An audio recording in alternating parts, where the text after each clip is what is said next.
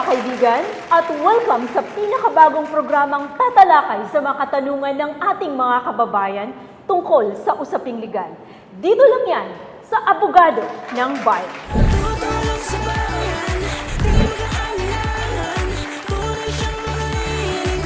Ako po ang inyong Abogado ng Bayan, Attorney Hayes. At sa programang ito, nais nating magbahagi ng kaalaman tungkol sa usaping legal na mas madali at mas maintindihan ng nakararami. Gawin nating as easy as 1, 2, 3 ang batas. Sa araw na ito, tayo ay sasamahan ng ating bisita upang mapag-usapan at mabigyang linaw ang mga mistulang komplikadong usaping legal. Mga kababayan, ready na ba kayo para sa isang bituin na talaga namang kumislap sa gitna ng kakaibang mundong kanyang dinaanan? Isang dalagang sa unang tingin mo pa lang parang nagbigay liwanag sa kakaibang paraan.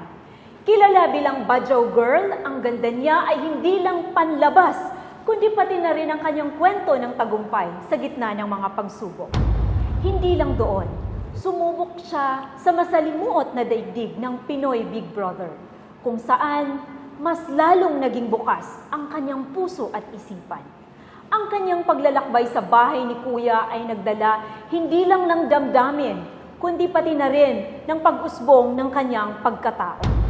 Huwag na nating patagalin pa, mga kababayan, let us all welcome ang kinaguriang Badyaw Girl, napakagandang Rita Gaviola. Hi Rita! Hello po. Kumusta ka? Okay naman po. Ang ganda mo pala sa personal. Thank you po. Naku, mas starstruck kayo pag nakita niyo siya. Ang ganda niya, promise.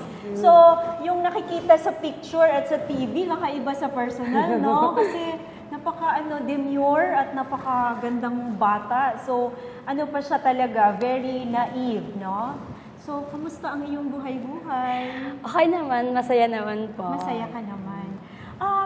Rita, sa mga hindi nakakilala sa'yo, sino nga ba si Rita? Nahiya ka? Huwag So, ka mahiya. sino nga po ba ako? Si Rita na matapang. Wow, matapang. Matapang talaga. Lumalaban. Matapang na Yes, lumaban. yes. Lumalaban para sa pamilya. Para sa pamilya. Ano pa ba ang mga pinaglalaban natin? Lumalaban para sa future. Para sa Ayan. future. Okay, maganda yun, no? Kasi kahit bata ka pa, naisip mo na yan. At saka, nung na-discover ka, batang-bata, ilang taon ka noon? 13 po. 13 ka. Opo. Ngayon, if you don't mind, ilang taon ka na? 20. 20 na! Yes So, po. that was 7 years ago pala, no? Opo. Sa ating mga kababayan na hindi kilala si Rita po ay ni-discover as Badyaw Girl. Saan nga yun, Rita? Sa Lukban po. Sa Lukban. Yes, Isang, ma'am. ano yun? Isang Ang Pahiyas Festival. Pahiyas Festival. Yes po. So, nung Pahiyas Festival, mga kaibigan, nakita si Rita na namamalimos, tama, Rita, Yes no? po. Tapos, may nakakuha sa kanya ng picture at nagagandahan kasi napaka-Pilipina ang kanyang beauty, no? Yung mga Pinay dyan, kung ano tayo originally, walang halong dugong foreigner. Yung ganun na ganun siya. So, ang daming nag-comment hanggang sumikat siya, no? Na napag-alaman ng lahat na pumasok ka na rin pala sa Pinoy Big Brother, Yes, no? ma'am. So, 13 years old ka lang noon. Opo, Ano ba eksaktong ginawa mo noon nung na-discover ka? Talagang nanghingi ka ng pera? Actually, yes po, bali, yung kasama ko yung family ko. So, walo po kami magkakapatid. So, bali, Pangilan ka? pangalawa po Pangalawa. ako. So, ako, para sa ako yung breadwinner sa amin. Okay. So, ako nag-aaral po kasi kuya ko hindi siya nag-aaral. So habang ginagawa mo yun, nag-aaral ka rin Yes, pala? nag-aaral po ako. Okay. Isa sa reason na pag wala akong pasok, namamalimos ako kasi para may pambaon po kami. Para may pambaon. Yes, tapos may pambigas. Eto Rita, out of your curiosity lang, kapag sinabi mong namamalimos at ikaw ang breadwinner, ano ang sitwasyon ng pamilya mo? Wala silang Actually, source of income? wala po talaga. Wala. Kasi dati po galing kami sa Buanga. So Okay. before. So lumuwas po kami. City ba? Yes po. City. Lumuwas po kami. Actually, dito muna kami sa Maynila kay pagsaparan po. Sa Trinoma kung saan po kami galing. Okay. And sumasakay po kami sa jeep na nagtatambol. Okay. Yung usual nating nakikita ng mga nanghihingi sa jeep, Yes ganon. po. Okay. And then kasama ko yung kapatid ko, kalong-kalong ko. Okay, so yung may bata kang bitbit nun, kapatid mo yun. Yes po, kapatid ko po yun. Ano yun, bunso? Bunso ba yun? Opo. Bunso. So, akala kasi ng mga tao pag may bitbit na bata na hihingi anak. So, Yes. siguro ang tingin nila nung Anak ko po. Baka sobrang bata pa ni Yes 13, po. tapos may anak, hindi pala, no? So kapag ba kayo, Rita, ito again, out of curiosity lang mga kaibigan, tsaka sa mga kaibigan natin na hindi naman din alam ang sitwasyon nila, yung kunyari may nanghihingi kayo, no? Ano yung mga nasa isip nyo? Manghihingi kayo araw-araw or meron din kayong iniisip na hindi ako laging ganito habang buhay? Actually, ako po, syempre, sa edad kong 13, so naranasan ko na yon. So, pag namamalimos ako, may time na nahihiya rin po ako. Lagi, nasa isip ko, ganito na ba na ako habang buhay. Siguro hindi ko rin po masisisi yung parents ko na bakit ganito yung kinalakihan ko. Kasi actually, broken family ako. So, parang lumaki ako na iba yung tatay ko, ganyan. Okay. So, kasama ko yung stepfather ko. So, hindi ko na... So, stepfather mo yun, yung sinabi mong kasama mo yung pamilya mo? Yes, stepfather ko. So, siya yung nagpalaki sa amin. So, dun nag-start po lahat na sa pamamalimos, hindi po rin mawala sa isip ko na nandun pa rin po yung inggit. Kasi yung mga kasamahan ko, yung mga kabatch ko, nakikita ko na ang ayos ng buhay nila, ang ginhawa. So, ako naman, naiiyak ako kasi sabi ko, bakit ganon? Kasi nakikita ko yung mga kapatid ko po eh. Parang naiisip mo na, bakit ako kakaiba sa kanila? Yes. Parang ganon. Opo, nakikita ko sila naghihirap sila. Sila okay, yung mga kasama mo, kabatch mo, pero ikaw hindi. Hindi. Parang yun yung nakikita Opo, mo. kasi nakikita ko yung mga kapatid ko na naghihirap. So ako naman, sa atin, nasasaktan ako. Okay. Parang sa isip ko, bakit nila kailangan maranasan yung mga ganitong buhay? Sa akin na lang. Kasi naawa ko sa kanila eh. Kasi lumalaki sila na ganito yung buhay namin. Lumalaki sila na ganito yung nadatnan nila. So, yung parents ko nga po, hindi ko masisisi kasi yung tatay ko walang permanenteng trabaho. Okay. Yung mama ko wala din po. So in short, hindi nila kagustuhan na mamalimos sa daan, sa mga sasakyan at nagtatambol. Hindi nila kagustuhan, kundi namulat sila na yun na, kailangan nilang gawin yon dahil wala silang choice. 'Di ba? Yes So po. yung nangyari yon, yung Pahiyas Festival, ikaw ay namalimos at na-discover ka, medyo anong susunod nun? Sumikat ka bigla or meron mo nang kumontak sa'yo? Anong Actually, nangyari? nung nag-viral yung picture nyo, nung umuwi na kami noon, tapos may... Uwi ka ng Zamboanga? Hindi, umuwi po kami ng Quezon, taga Quezon po kasi Quezon mismo... province? Opo, kayo mismo sa lugar namin. So, umuwi ako noon. So, pag-uwi ko, kasi nakatingin lahat sa akin yung classmate ko, ganyan, yung mga klase ko. Kasi... So doon ka nag-aral? Opo, nag-aral po ako. Okay. Tapos, nakatingin sila sa akin. So, ako naman nagtataka ako. Tapos, may nagsabi sa akin, "Huy, nag-viral ka, ganito, ganyan." Ako naman, bakit? Kasi, nasa isip ko, baka uhulihin kami, yung ganun po. Baka mamaya, kasi, alam mo, kasi pinagbabawal nila yon. Kasi, kasi sinasabi nila, ginagamit namin yung mga bata, or may mga Totoo, kami. okay. Tapos, ako naman, nagtataka ako, bakit sila tingin ng tingin sa akin? So, sinabi ko sa magulang ko, baka ulihin tayo, magtago na tayo, yung ganyan. Tapos, after nun, nung ganagabi may pumunta po, tapos in-explain na po sa akin na, uy, ganito, sino ganyan. yun? Yun na ba yung naging talent manager mo? Actually, hindi pa po, sa kabila po yun. Sa kabilang Yes po. network. Yes Okay. po. Tapos, ano sabi, inuperan ka ba agad? Ganun? After nun, inano po nila ako, and then, yun, hindi natuloy. Hindi natuloy. Hindi siya So, natuloy. hindi yun yung pinasukan mo? Hindi, yun? kumbaga, hindi yung pinasukan ka, tapos pumasok na po yung isa, hanggang sa in-interview po ako ni Corina Chances po. Okay. So, may nag-interview sa'yo, tapos yun na. After nun, Sumikat ka pa uli, lalo? yes, kasi po, pinasok po ako sa PBB. Doon ka na pumasok Yes sa PBB. po. Tapos nung pumasok po ako sa PBB, doon po, takot ako. Natatakot po ako kasi baka mabully ako sa loob or baka may masabi sila kasi kakaiba ko eh. Kakaiba ka. So parang hindi ko po kaya makipagsabayan sa kanila. Okay. Kasi yung pananalita ko po iba eh. Iba, oo. Pero sa totoo lang, di ka naman kailangang makipagsabayan. Bawat isa naman talaga sa atin ay may kanya-kanyang talento, kanya-kanyang ganda, kakaiba talaga tayo ng kahit ugali, no? Lahat ng tao walang pareho. Yes, po. So actually, yung part na hindi ka makipagsabayan sa kanila or hindi mo kayang makipagsabayan ay sa totoong buhay hindi mo kailangan yun, no? At saka, ang ganda mo, sa totoo Thank lang. you po. Oo, ganda mo talaga. Yung dalagang Pilipina, yay, ganun. Ganun ka. Yun yung mga uso nila, di ba? So, Apa. actually, Rita, medyo ako no, marami akong tanong kasi yung iba nating mga kababayan, hindi talaga nila alam ang storya mo. Hindi din nila alam kung ano nga ba talaga ang Badjao, no? So, ang Badjao ay isa nating likas na tribo sa Pilipinas, no? At ikaw ay isang puro ba ang dugo mo?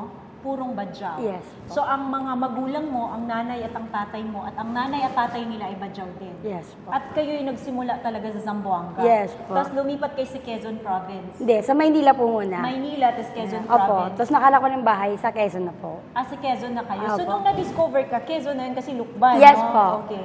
So, anong nangyari sunod nun? Nagkaroon ka ng oportunidad, pumasok ka sa PBB. Paglabas mo, ano na ang buhay mo? Actually, nung paglabas ko po, bumalik po ako sa pag-aaral ko. Okay. Hindi That's good. Hindi ko po iniwan yung pag-aaral ko. After nung tumuntong na po ako ng high school, nag-decide mag-module po ako. Mag-module po. Module. Yes po. Meaning to say yung pag-aaral. Opo, yung sa pag-aaral. So yung parang you have to submit documents lang. I mean, yung mga module studies, no? Yes po, kasi may nag-offer din po sa akin na kung gusto mo pumasok ka sa ganito. So ako po, grab ko na po. So kumbaga, ito yung mga pag-aaral na hindi ka kailangang pumasok sa eskwela. Opo. Oo, yung mga requirements lang ang isa sa Actually, hindi po. Talaga kailangan pumasok sa school. Kaso nag-request ako. Kasi pinaliwanag ko po na kailangan kumayod kasi breadwinner ako sa family ko. Kasi, okay. So para kang nagiging parang in-house na yung pag-aaral mo. Kasi ayoko po kasi makita yung mga kapatid ko na natutulog ulit sa kalsada eh. Kasi danas ko na po Pero eh. sinabi mo, ikaw yung naging breadwinner even after nung lumabas ka sa PBB. Ano na ginawa mo nun? Kasi syempre, di ka na pwedeng manghingi ulit sa kalsada dahil dumaan ka na sa PBB. Ano na ginagawa mo? Actually, nun po, after nun, may mga project naman po binato sa akin. So, kahit maliit talaga pinasok ko. Kasi inisip ko, darating yung araw, lalaki rin to. Nag-iipon? Nag-iipon ako. Actually, di naman talaga ako nag-iipon. Kasi nga, kumbaga, nasa Maynila ako, tapos yung parents ko nasa province, nagpapadala ako. Nagpapadala. Opo, So, yung kinikita mo ay pinapadala sa parents ko. Okay. Kasi mga kapatid ko nag-aaral. So, ako yung nagbibigay ng baon nila. Ganyan po. Napakahirap ng pinagdaanan mo sa buhay. Ang aga mong natututo sa buhay. Sobra po. At ang aga mo rin nag-mature, no? Sa edad na simula 13. Bago ka na-discover, ganun na ang naging buhay mo, no? Yes sa po. kalsada. Tapos nakikita rin ako ng teacher ko. No, sa maliit ka pa simula, no? Opo, dala-dala po ako ni mama, parang hanggang sa nakalakihan ko na. So, ito na yung dinatnan kong buhay. So, di ko na tinanong yung parents ko, bakit ito yung buhay ko? Kasi nakita ko na sa kanila eh. So, ako, hinayaan ko na lang po. Hanggang sa tumutong ako ng 13, nung nag-aral na po ako, sinabi ko sa sarili ko, kung hindi man ako makapagtapos ng pag-aaral, may ahon ko lang sila sa hirap. Yun lang po. So ang galing ng Alam mo mga kaibigan, kapag kayo ay laging ganun, iniisip nyo lagi ang pamilya nyo, kapatid at magulang, hindi kayo mawawalan ng blessing sa buhay. Rita, napakaganda ng puso mo. Talagang kung siguro kung meron akong transparent eyes that I could see through kung ano sa puso niya, ganun siya kabait at napaka down to earth, no? Napaka humble. Hindi siya nagbago. Dumaan man siya sa mataas na level ng kanyang karera, o bumaba man siya, tumaas ulit, hindi siya nagbago, ganun pa rin siya, nakaapak sa lupa. Trita, napadalaw ka, maraming salamat talaga. Sobrang natutuwa kami dahil ikaw ay ngayon, trending. Trending na ngayon, Rita, no? So, ngayon, Rita, ang ating kasing topic ngayon dito sa Abogado ng Bayan ay tungkol sa pamamahiya online. Mga kaibigan, tanungin natin si Rita ngayon kung ano na ang update ng kanyang buhay. Oo, Rita. So, ikwento mo sa amin? So, ayan pa, minsan na akong mommy. Mami ka na! Yes po. Oo. At the same time, yes po, engaged na rin po ako sa... Another congratulations! Engaged na rin po ako sa boyfriend ko, si Jeric Ong po. Jerry? Ong po. Ong. Opo. At the same time, nag-work din po ako. Nag-work ka ngayon. Opo. So, pwede mo ba ikwento yung sinasabing work? Yes, nagla-live selling po ako. Nagla-live selling. Oo nga pala, napag-alaman natin, no, na ikaw ay may nangyari sa iyong live selling. So, Yes, ano ba yun? ma'am. Pwede mo bang ikwento sa amin? Actually, kaya din po ako nandito, attorney, kasi isa rin po akong biktima ng pamamahiya during live po. Ikwento mo sa amin. Anong nangyari? So, bali habang nagla-live po kami, kasama ko yung hubby ko po, Nagla-live po ako nung time na yon. And then, nagulat ako kasi merong nag-comment doon na parang na-shock ako sa sinabi niya na parang bumalik ka na lang sa pamamalimos mo. So, ang sabi niya doon, bumalik ka sa pamamalimos mo kasi doon ka naman nanggaling. So yun yung eksakto niyang sinabi. Yes po. Tapos, dinamay pa po niya yung parents ko. Total, sanay naman kayo sa hirap, doon na lang, bumalik ka na lang sa pamamalimos. At least doon maayos. Talagang nung nangyari yun, live yun. Yes po. Ano ba ang binibenta mo? Bali, binibenta ko po is mga lotion. Bali, kasi may kumuha po sa amin, yung company niya, Okazumi. So, parang kinontak po kami. Tapos kami naman sa may grab namin kasi sayang din opportunity po. So anong ginawa mo nung time na yun? Actually, during live po, umiiyak ako.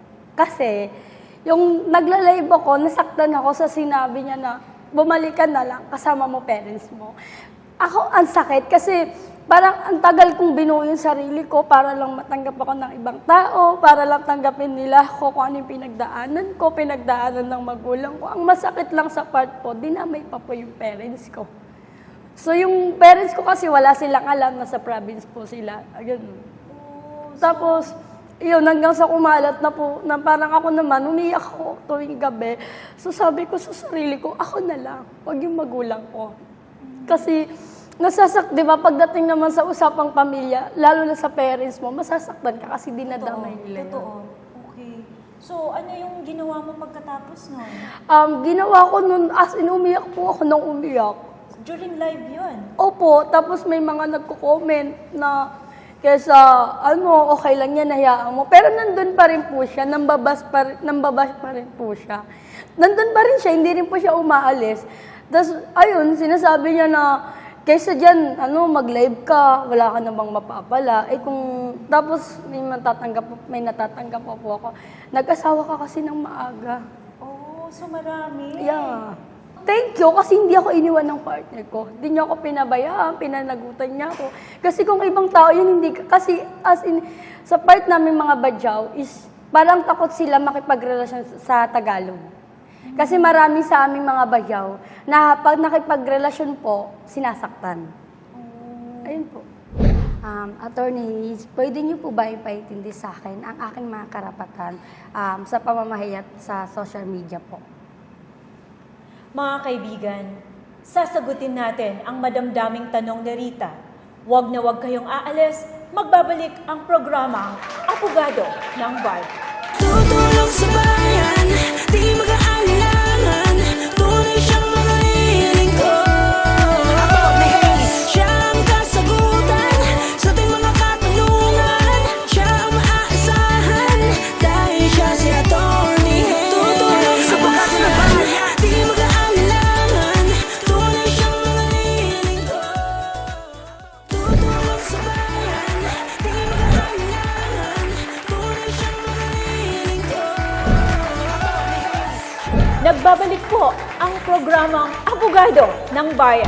Bago po natin sagutin ang tanong ni Rita, nais po namin pasalamatan ang ating mga sponsors at ang ating mga supporters. Salamat, Jana Veneranda, for my hair and makeup. Salamat din sa House of Bride PH for my beautiful suit. Napaka-fit, ang ganda ng fit. Maraming salamat po. Kayo po ang dahilan upang ma-airy natin ang ating programang ito. tutulong sa bayan, di mag-aalinlangan, tunay siyang mga lingkod. Mga kaibigan, balikan natin ang tanong ni Rita kanina.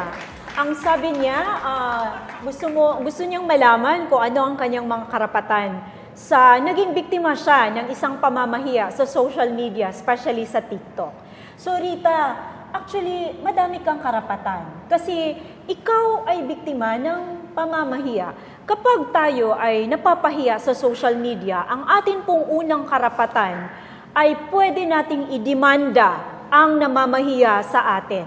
Dahil sa paraang pinapahiya nila or niya sa social media, unang-una walang isa sa atin ang may karapatan na magpahiya sa social media. Yan yung number 1 rule, ha?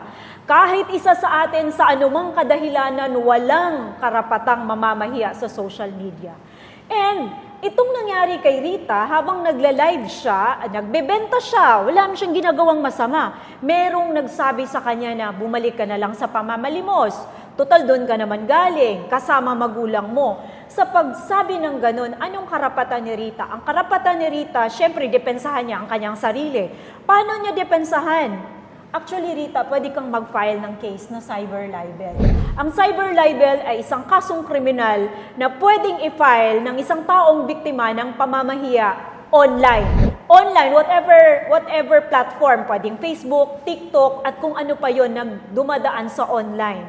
So, lahat ng dumadaan sa electronic means online, yun ay pwedeng gagawin na ang kaso na cyber libel. Pwede na siyang magdemanda ng cyber libel. Yun yung karapatan niya. Attorney Hayes, may batas po ba na pwedeng magprotekta sa akin online? Oo. So, ang tanong ni Rita, may batas ba na magprotekta sa kanya sa pamamahiya online? Mga kaibigan, hindi lang si Rita, kundi tayong lahat pinoprotektahan ng batas na Republic Act 10175 or this Cybercrime Prevention Act of 2012. Ito yung batas na pwede mong gamitin pag nag-file ka na ng demanda laban sa mga taong namamahiya sa inyo online. Attorney, ano pong gagawin ko para sa taong nanira po sa akin? Okay. Actually, again, mga kaibigan, hindi lang po si Rita, kundi kung kayo po ay napahiya online, kukunin niyo po ang pangalan ng taong namahiya sa inyo online. At kung po pwedeng makuha ninyo ang kanyang address, dahil doon po ipapadala ang mga subpoena sa kanya kapag ang kaso ay na-file na. Una pong gagawin ay mag-file sa fiscal. Pwedeng dumaan sa pulis actually. Pwedeng sa pulis idaan yung pag-file mo ng complaint. Pwede rin dumiretso sa fiscal's office. Pag fiscal's office, magpa-file ka doon ng complaint. It's a form of information. Meron kang fill upan doon. Tapos, tatakbo na yung kaso. I-determine na ng fiscal kung may probable cause. Kung meron pang kaunting hint o slight na nangyari ba talaga to or may pamamahiya ba talaga, may cyber libel nga bang nangyayari. So pwede yon, diretso ka, dalawang option mo Rita, pwedeng sa police or pwede ring diretso ka, i-file mo sa fiscal mismo. Sa atin naman, dito ay pwede tayong dumiretso sa Office of the City Prosecutor kasi nasa syudad tayo, no? So, yun ang ating gagawin. Attorneys, ang pagsabi po ng mamamalimos ka na lang ulit, badyaw ka naman, ay sa pool po ba siya sa cyber libel po? Napakagandang tanong, Rita. Kapag ikaw ba sinabihan na mamalimos ka na lang ulit, total badyaw ka naman, sa tingin nyo ba si Rita, nung sinabihan yan, kung kayo siya ba ay napahiya? Is it defamation? Napapahiya ka ba? Yes, napapahiya siya. Nakita nyo naman, ay sobrang malaking binagsak ng kanyang pagkatao nung nakita niya at nabasa niya yon. Umiyak siya buong gabi at hindi siya makatulog. Talagang na-damage siya deep inside sa kanyang sarili kasi she was defamed, okay? At ano ba, bakit ginawa yun ng isang tao? Dahil na may malis, may intention siyang pahiyain si Rita. So pangalawa yon, okay? May malis. At number 3, pinublish yun online. Nababasa ng lahat, di ba? Pag nag-online, nakikita ng lahat, nababasa ang comments. That's publication. That's also element yan ng cyber libel. And number 4, alam natin kung sino ang pinapahiya niya. Kundi si Rita, kasi sa kanya in-address yung yung comment, di ba? So, 4 yon ang elemento na pasok sa cyber libel. Kaya yung tanong mo, Rita, sabi mo kung sapul ba siya sa cyber libel, sapul na sapul. Okay? Attorneys, ano po ang parusa sa guilty ng cyber libel po? Ang ibig mong sabihin, kapag po ikaw ay nahatulan ng guilty sa crime na cyber libel, ang iyo pong kaparusahan ay mula 6 years and 1 day to 12 years. So, ibig sabihin, maximum 12 years. Okay? Kasi yun yung ibinigay ng batas. 6 years and 1 day to 12 years. So, kung depende sa judge na magde-decide kung saan niya ilalagay, gaano kabigat ang nakomit na cyber libel. So, minimum niya doon, 6 years. Tapos, maximum yun. Ibig sabihin, pinakamahabang parusa, 12 years. Okay? At may pwede rin ang parusa nun ay pagbabayad ng danyos, no? Or fine, okay? Kasi may damage siya nangyayari sa iyo. Okay. Bale, attorneys, ano po bang dapat kong gawin o ihanda para makapag-prepare po ako or makapag-demand about sa cyber Okay. libel po. Ganito, no? Sa lahat ng mga, magandang tanong yun, Rita, no? Sa lahat ng gustong mag-file ng cyber libel, ang una niyong tandaan, kasi ito online, okay? Pwedeng mawala agad, pwedeng burahin. Ang gagawin nyo, screenshot. Screenshot nyo ang comment, ang post na ginawang pamamahiya sa inyo. Pag meron ka na nun, kung marami yon, marami ka ring screenshot. Okay, so screenshot mo. Kung video, pwede mo ring videohan, pwede mo i-prepare kasi pwedeng mag-submit din ng video sa korte bilang ebidensya eh. Pwedeng screenshot, pwedeng video. So, pwede mo na yun i-prepare. Tapos, maipapagawa ang lawyer sa'yo eh. Paggagawa ka ng, example, judicial affidavit, sworn statements, mga ganon, no? Bali, attorney, ano po bang pinagkaiba ng cyber libel sa cyberbullying po? Okay, Rita, nung nag-trending ka, ang sabi nila, filean nyo na ng cyberbullying, okay? But ang cyberbullying kasi nakapaloob yan sa cyber libel. Kasi ang cyberbullying, binubuli ka online. So parang binubuli ka personal, pero ito kakaiba kasi online. Binubuli ka online. Kaya siya cyberbullying, which is also under cyber libel. So cyber kasi lahat dumadaan sa electronic means online. So yun lang yun. Hindi sila gaanong pagkakaiba kasi related sila. Bali, attorney, may piyansa po ba ang cyber libel? O yun nga eh, kapag kasi pwedeng pumiyansa yung akusado, no? Kapag sa fiscal level sasabihin ng parang may probable cause to, sasabihin ng fiscal, sige, papiyansa na lang muna natin to. O depende kung ilang counts. Nakailan bang cyber libel yan? 4 per count, iba-iba ang piyansa. So kung nakalimang cyber libel, 5 counts, so times 5 yon. Okay, so depende sa count. Attorneys, anong takbo ng kaso kung sakali po magdemanda ako? Okay, so Rita at sa mga kababayan natin gustong mag-file ng cyber libel, ganito ang takbo.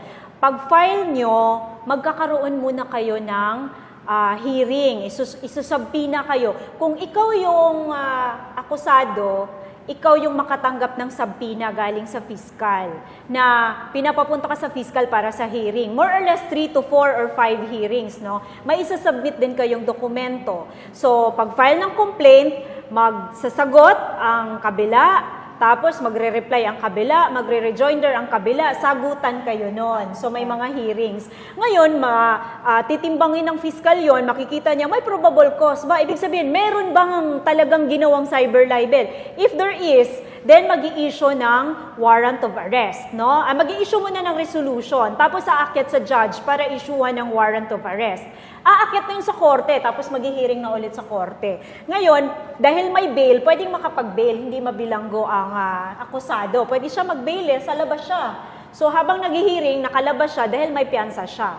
Ngayon, mahaba-haba din to, pero hindi naman ganun ka. Pero sa fiscal level, nasa less than a year, meron ng resolution yun kung talaga bang may probable cause, ginawa nga ba niya talaga o wala. Titingnan ng fiscal yon base sa inyong hearing, base sa palitan ng dokumento, base sa sagutan ninyo. Tapos sa kaakyat sa korte. So, ito kasi masalimuot din, no, Rita, kapag ikaw ay nag-file ng cyber libel, kukuha kasi ito ng panahon mo. Kukuha ng time para mag-hearing. Siyempre, may mga bayarin ka, kailangan din kumuha ng mga kailangan magaling din yung abogado mo kasi kailangan kang mag-submit sa korte ng mga dokumento sa fiscal. So, kailangan na yung iyong mga sinubmit ay talagang depensa. Kung ako ang akusado, ikaw yung complainant, or kung ako yung complainant, ikaw yung akusado, kailangan kayo, palitan ng iyong mga sagot tungkol dun sa dinimandang cyber libel.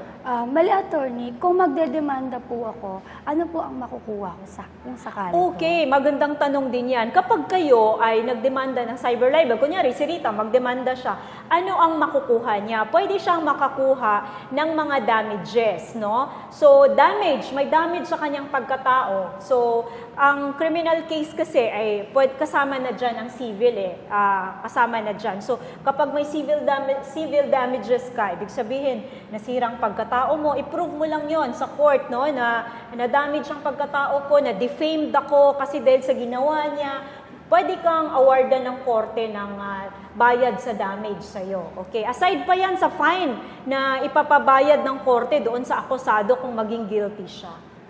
Bale, attorneys, tama po ba ang sinabi nila na freedom of expression or comment lang daw po yun? Oh no, hindi. Okay. Ang freedom of expression, ang limitation yan ay hindi ka mamamahiya. So, pwede naman talagang mag-comment lang, di ba? Pwede naman talagang freedom of expression. Pero, ibang usapan kung ikaw ay namamahiya niya. Meron ka ng sinasagasaan yan. At papasok na yan sa cyber libel dahil online mo ginawa. So, ganun lang yun siya, Rita, no? Hindi siya freedom of expression lang, hindi siya comment lang kasi meron na damage di ba? So, bali, attorney, kung sakali na humingi po sila ng tawad, nung sa nangyari nga po sa live selling ko, pwede ko pa rin po ba sila idemanda? Yes, ang galing ng tanong na yan. Kasi yung iba, sasabihin, hindi, nag-public apology na ako, di ba yung iba? Yes Public po. apology ang usual na ginagawa para daw publiko, nakita ng lahat na humingi siya ng tawad. Pero ang tanong, pwede pa bang mag-file ng cyber libel despite the fact na nanghingi na ng sorry yung mga namahiya? Yes, pwede pa rin natin filean ng kaso ng cyber libel kahit humingi na ng sorry. Bakit kamo? May damage nang nangyari. Mababalik mo pa ba yung damage? Yung pagpapahiya mo, maisusoli mo pa ba yun? Hindi na, tapos na. The damage has been done. So kahit nanghingi ng sorry, pwede pa rin siyang idemanda. Bali, attorney, kailangan ko pa rin po ba kumuha ng abogado para sa pagdemanda po ng cyber libel? Okay. Sa lahat ng mga nagtatanong din kung kailangan ba ng abogado pag nag-file ka ng cyber libel, ang sagot dyan, opo. Kasi para mas maprotektahan ang sarili mo tungkol doon sa sagutan ng mga dokumento sa korte, doon sa sagutan during hearing, may mga legal technicalities kasi na hindi naman kaya din ng mga ordinaryong tao o kaya hindi nakapag-aral ng abogasya o hindi siya abogado. Kaya kailangan mo talaga ng lawyer, kailangan mo ng abogado, Rita, no? Kasi para mas kampante ka na tumatakbo yung kaso mo, may lawyer na humaharap at meron kang kasangga, no? So, mga kaibigan, kapag kayo po ay mag-file ng cyber libel o kayo po ay akusado ng cyber libel, whichever, kung anong side man kayo, kailangan nyo ng abogado. Bali, attorney, pwede niyo po ba akong tulungan dyan? Oo naman. Oo, mga kaibigan, willing po tayong tumulong kay Rita para ipaglaban ang kanyang karapatan. Natatakot ka ba? Medyo.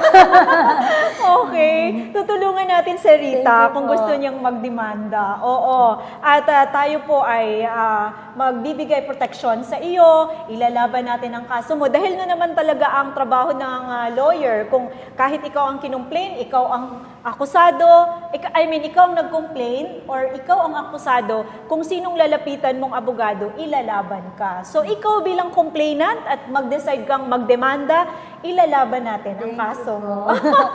Oo, maraming salamat, Rita, Thank sa you pagbisita din mo. po. Nako, isa pong karangalang nandito ka. Alam mo bang ang dami nating mga kababayang nag-abang sa'yo? Kasi marami ka ring fans, no? From all ages. May mga bata, medyo may edad na. Kasi alam nilang nangyari sa buhay mo. May mga tagasunod ka. So, I hope you can join us again, Rita, Thank you so sa much. susunod na mga pagkakataon. Yes, ma'am. Maraming salamat. Thank you din po sa pag-invite. Salamat Thank you talaga. po. Thank you, Rita. Thank you po. Mga kaibigan, susunod na po nating sagutin ang inyo namang katanungan na inyong pinadala sa ating Facebook page, Abogado ng Bayan. Search nyo lamang po yan sa inyong Facebook and you can send your message directly to us at sasagutin po namin yan. Pipili kami ng magandang mga katanungan na babagay sa ating mga topic. Kaya dyan lamang po kayo, huwag kayong aalis. Magbabalik ang Abogado ng Bayan.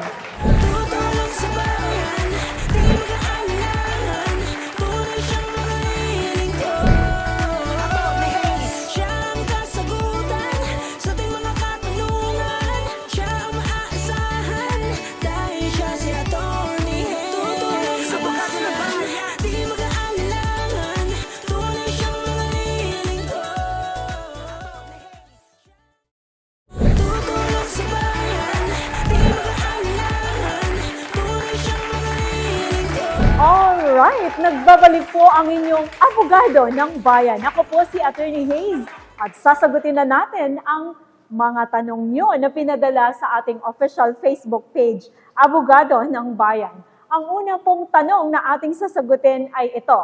Attorney Hayes, pinagseselosan po ako ng asawa ng kapitbahay namin At kung ano-ano nang pinagpo-post na kabastusan sa Facebook tungkol sa akin.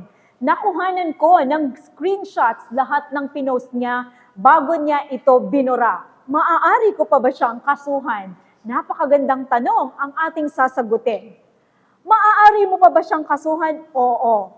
Bakit? Hindi dahil binura na niya ay nawala na rin ang krimen na ginawa niya, which is yung cyber libel. Pinapahiya ka niya, kabastusan, kung ano-anong pamamahiya na pinost niya. So, syempre, ikaw na-defame ka na.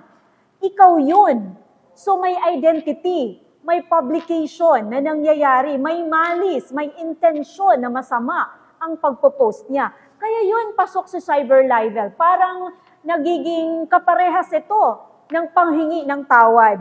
Tapos na, nanghingi na ng tawad. Tapos na, binura na.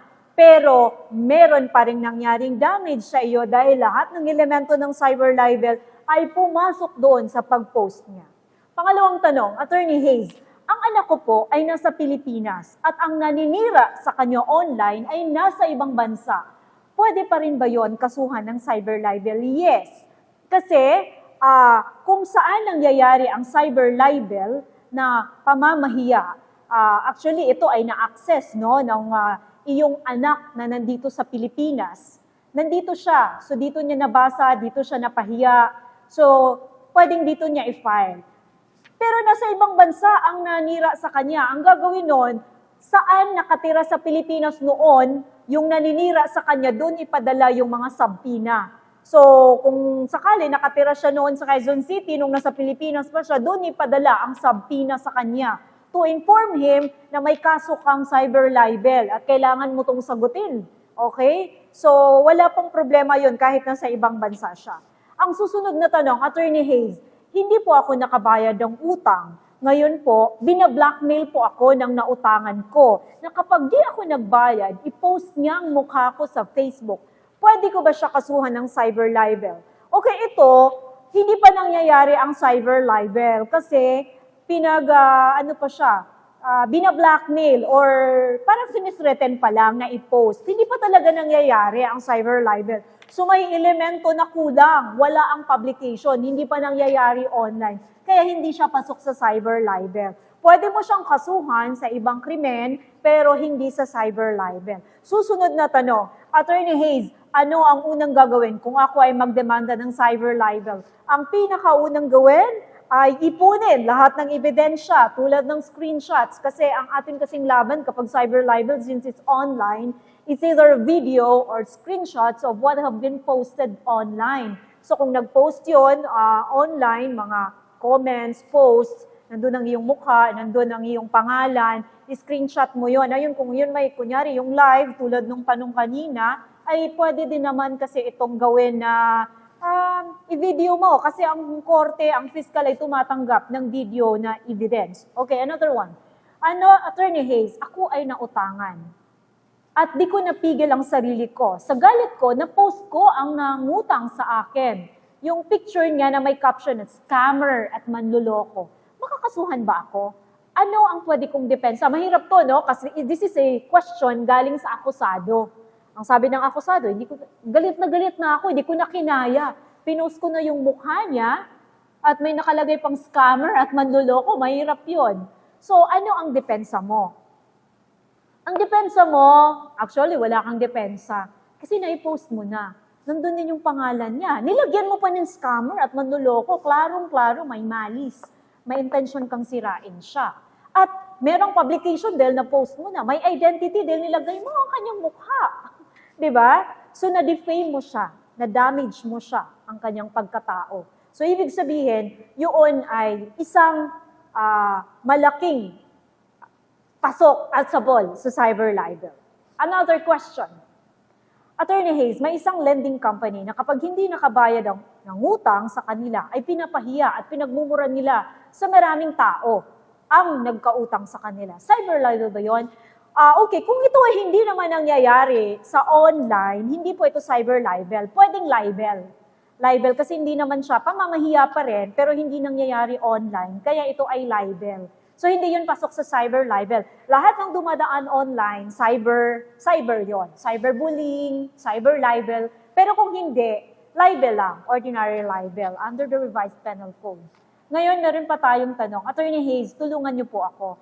Nagkakasakit na po ako dahil pinost ang mga ID ko dahil may utang daw ako sa isang kumpanya na hindi naman po ako nangutang. Ano ang gagawin ko? So ito ay isang kaso ng identity theft, no? Ano ang gagawin niya? Ireklamo niya ang nag-post sa kanya ng mga ID niya at nagsasabing nangutang. Kasi ang depensa naman niya, hindi naman talaga siya nangutang, hindi naman talaga siya yon. At ilabas niya ang pruweba na hindi talaga siya nagpunta sa kumpanya, nagpirma, nagpunta doon para mangutang. So marami siyang depensa actually, no?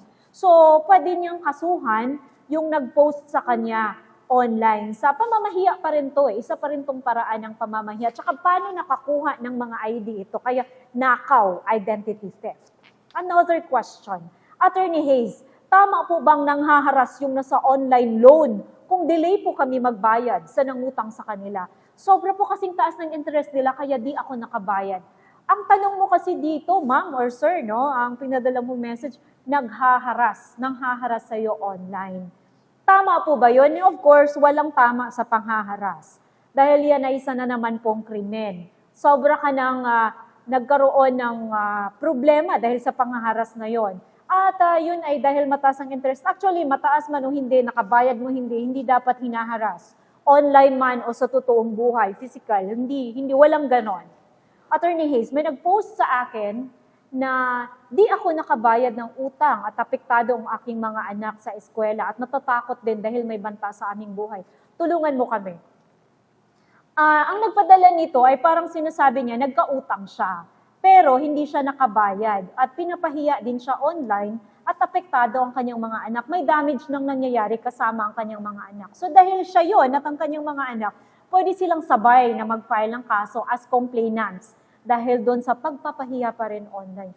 Alam nyo, napansin natin na halos lahat ng nagpadala natin ng mga messages ngayon ay related sa utang. Isang pamamahiya online at kung hindi nakabayad ay talagang pinapahiya online na naging trending na rin to sa ibang mga page natin na ang daming tanong tungkol sa utang pag di sila nakabayad, pinapahiya sila.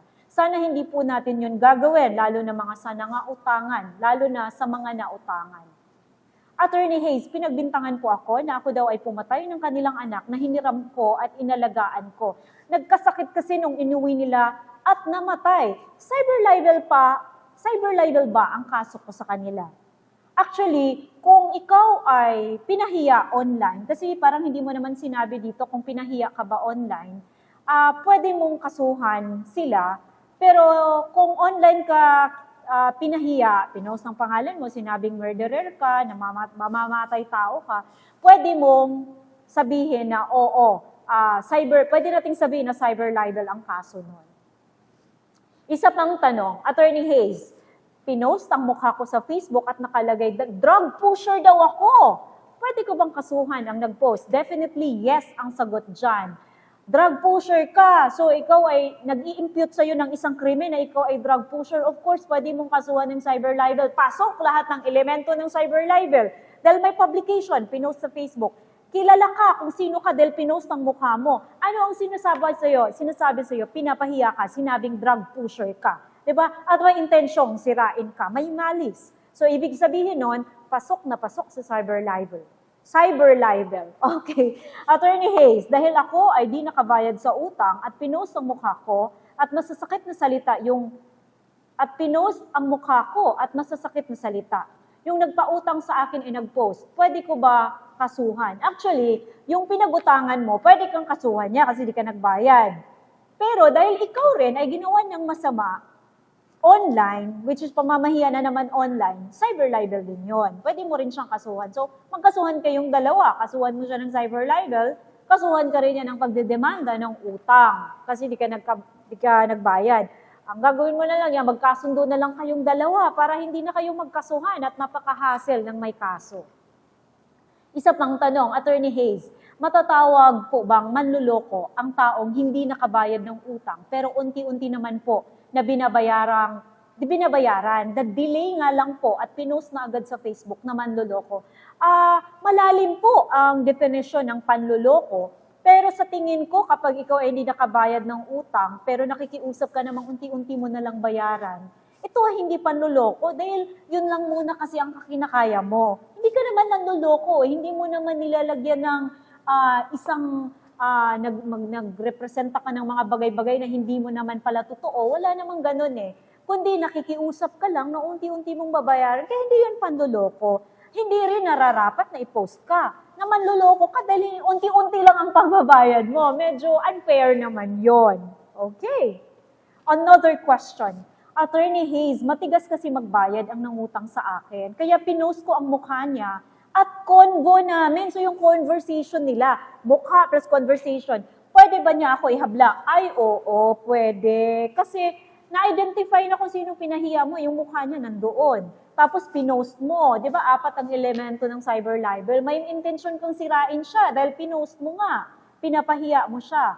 At ang laki ng pagpapahiya mo kasi nilagay mo na talaga doon ang kanyang mukha, lahat na na-damage na sa kanya. So, cyber libel yon. Isa pang tanong, Attorney Hayes, pwede ko bang kasuhan ang taong sinisiraan ako sa live niya? Oo, parehas na parehas ito. Sa tanong ni Rita kanina, ang ating bisita, nung habang nagla-live siya, ay sinisiraan siya. Oo, yes, yes na yes. Kapag sinisiraan ka sa live niya, nakalagay ang pangalan mo or mukha mo, intensyon niyang sirain ka, at talagang meron siyang malis sa pagpo-post, na defame ka doon, di ba? So, ibig sabihin, cyber libel again, ang daming mga sitwasyon sa buhay natin na mostly paninira online. Kaya kapag yun ay pasok ang mga elemento ng cyber libel, tingnan yung mabuti, ito ay papasok agad sa cyber libel kung nandun ang mga elemento ng pagpapahiya, kilala mo kung sino ka, either your mukha or yung pangalan mong nakasulat, may intensyon siyang i-damage ka at napahiya ka talaga, pasok yun sa cyber libel. Attorney Hayes, ano ang gagawin ko? Pinapahiya ako sa GC. GC is group chat. Group chat namin ng kaibigan ko. Pwede ba yun sa cyber libel? Yes. Kasi ang group chat, meron ding mga tao yun. Group kasi yun eh, kaya marami ding tao doon. Wala naman kasing sinasabi ang cyber libel na ilang tao lang ba ang pwedeng masasabi nating cyber libel na. Kung sakali sa grupo ninyo, 3 lang kayo, 4, 5, pwede na yon. Group chat nyo yun, kayo-kayo lang, pero napahiya ka pa rin sa mga tao. Ibig sabihin, sa ginawa niyang ganon, napapahiya ka sa ibang tao. So, may damage, may malis, may publication kasi nandun sa group chat ninyo. At ano ang nangyayari? May pangalan mo, may picture mo. So, pasok sa cyber libel. And another question, Attorney Hayes, nagkasagutan kami sa comment at nauwi sa murahan at paninirang puri. Pasok ba yun sa cyber libel? Yes, again, pasok. Kasi yung pagsagutan nyo, comment nyo, murahan nyo, paninirang puri nyo sa online, pumapasok na doon ang pagkasira ng pagkatao ninyo. May publication din yun kasi kayong dalawa nagkasagutan, nandun ang mga mukha nyo. May intention din na ma-damage kayo. Pwedeng tanggalin natin yung intention, no? But there might be malice, okay? Attorney Hayes, lahat ng friends ko sa FB ay nagsisend yung isang tao ng paninira sa akin. Sobrang stress na po ako.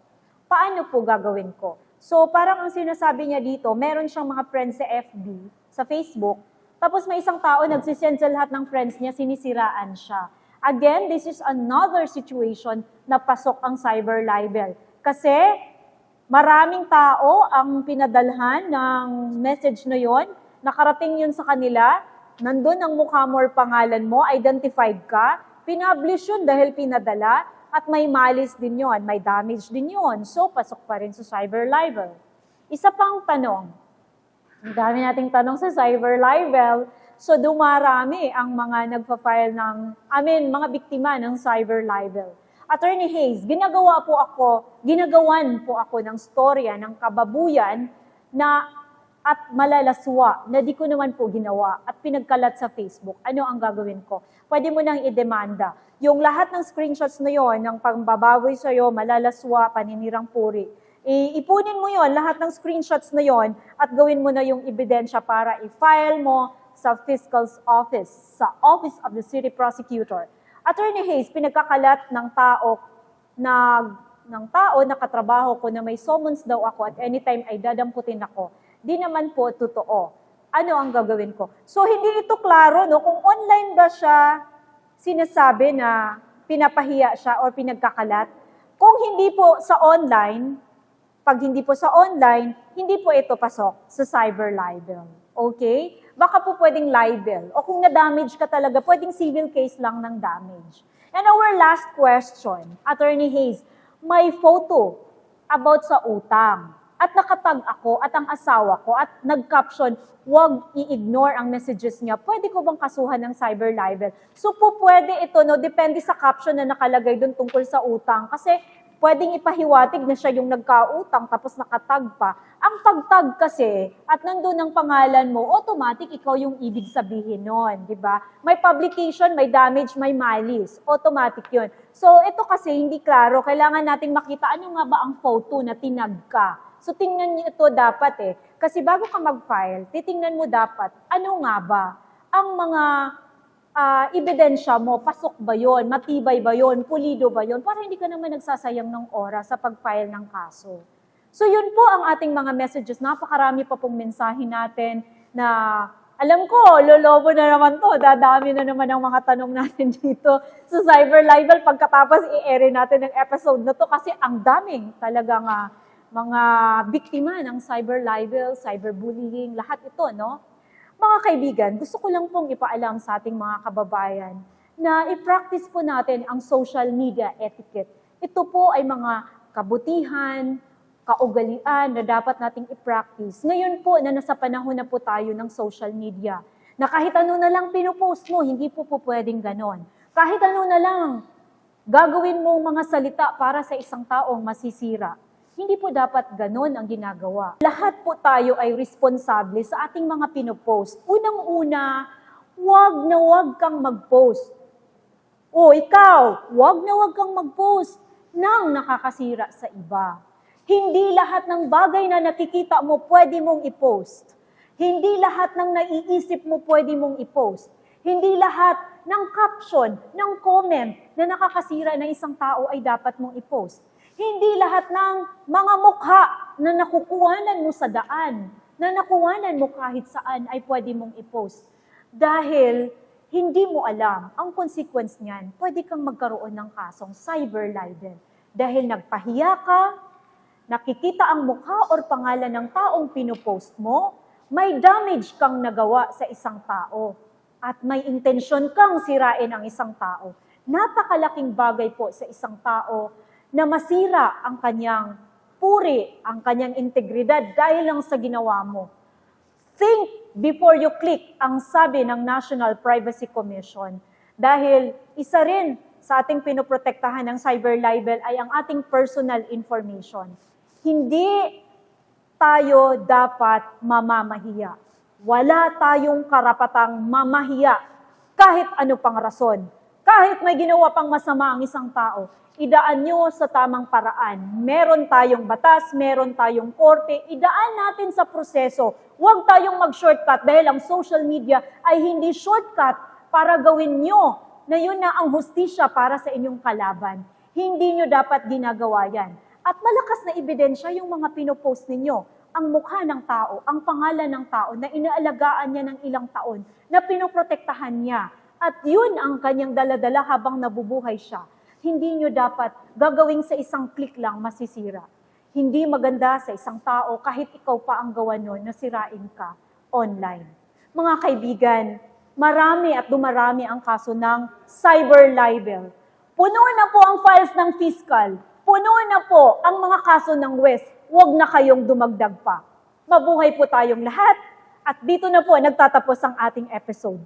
Kami po ay nagpapasalamat sa inyong pagsubaybay at inasahan po namin makasama kayong muli, lagi-lagi. Dito lamang po sa mga sumunod na mga episodes, muli po naming pinasalamatan kayo ng taos-puso po. Huwag niyo pong kalimutan ang ating programang magbibigay serbisyo sa inyo para sa usaping legal. Dito lang yan, sa Abogado ng Bayan.